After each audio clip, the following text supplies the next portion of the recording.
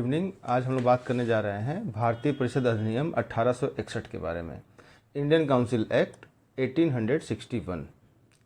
भारतीय परिषद अधिनियम 1861 भारत के संवैधानिक इतिहास में एक महत्वपूर्ण मील का पत्थर है। इस अधिनियम के लागू होने से भारत के राज्य सचिव द्वारा ब्रिटिश राज की शक्तियों का प्रयोग किया गया।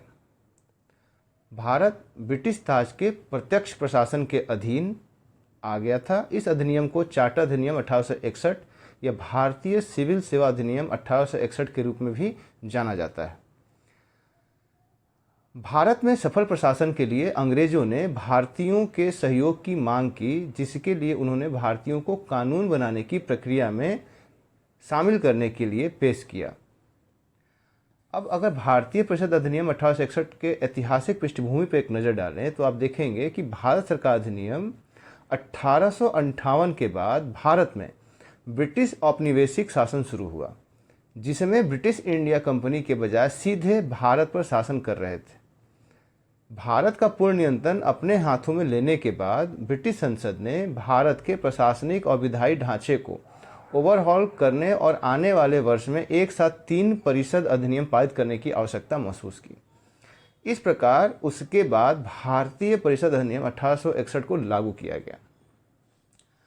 भारतीय परिषद अधिनियम 1861 के जो प्रावधान है, अगर उसको आप देखें तो भारत के लिए राज्य सचिव 15 सदस्यों की एक परिषद द्वारा सहायता प्रदान की जाती है, जिसे भारत की परिषद के रूप में जाना जाता है।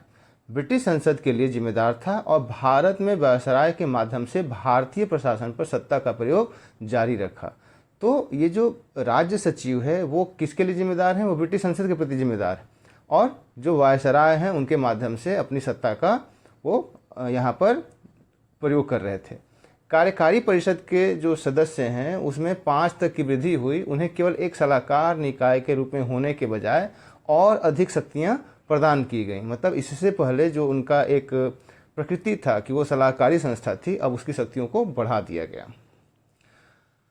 भारत परिषद अधिनियम जो है उसकी शुरुआत के साथ कार्यकारी परिषद के गृह, कानून, वित्त, सैन्य और राजस्व जैसे पोर्टफोलियो सौंपे गए। वायसराय को विधान परिषदों में नियम और कानून बनाने का अधिकार दिया गया। इस अधिनियम ने वायसराय को आपात स्थितियों में पहली बार अध्यादेश जारी करने की शक्ति भी दी। कानून अस्थायी थे और विधान परिषदों और कार्यकारी परिषदों की सहमति के बिना जारी किए जा सकते थे।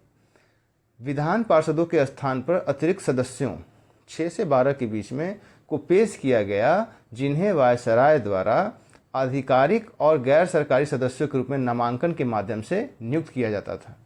आधिकारिक सदस्य बहुमत में थे और आधिकारिक और गैर सरकारी दोनों सदस्यों की अवधि 2 वर्ष थी। भारतीयों को कानून बनाने की प्रक्रिया में तभी अनुमति दी गई जब वायसराय के माध्यम से गैर सरकारी सदस्यों के रूप में नामित किया गया था।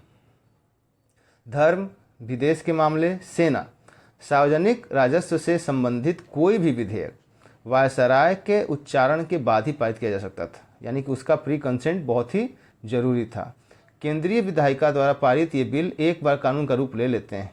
इन कानूनों को राज्य के सचिव द्वारा समाप्त किया जा सकता है। सत्ता का विकेंद्रीकरण शुरू हुआ और विधायी शक्ति मद्रास और बॉम्बे प्रेसिडेंसी को वापस दे दी गई। बंगाल, उत्तर पश्चिम सीमा प्रांत और पंजाब में 3 नई विधान परिषदें स्थापित की गईं।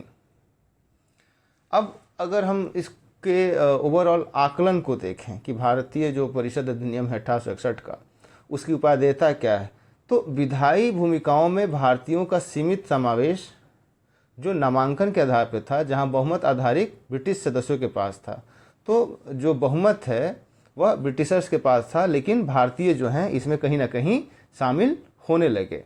विधान परिषदों ने राजस्व, सेना जैसे महत्वपूर्ण क्षेत्रों से संबंधित कानूनों की निर्णय लेने की जो प्रक्रिया है उसमें एक सलाहकार निकाय के रूप में कार्य करना शुरू किया। अध्यादेश बनाने की शक्ति ने वायसराय को विधान परिषदों पर श्रेष्ठता प्रदान की। विकेंद्रीकरण के प्रयास में बंगाल और मद्रास की प्रेसिडेंसी को जो विधायी शक्तियाँ थीं वह उनको फिर से प्राप्त हो गई। तो कहीं ना कहीं भारत में शासन करने की जो ब्रिटिशर्स की नीति रही है उसको अस्थायित्व प्रदान करने में इस अधिनियम का बड़ा ही योगदान है। साथ ही साथ एक तरीके से आप कह सकते हैं कि इन अधिनियमों के माध्यम से भारतीयों का शासन में प्रवेश धीरे धीरे प्रारंभ हो गया था। तो आज के लिए इतना ही।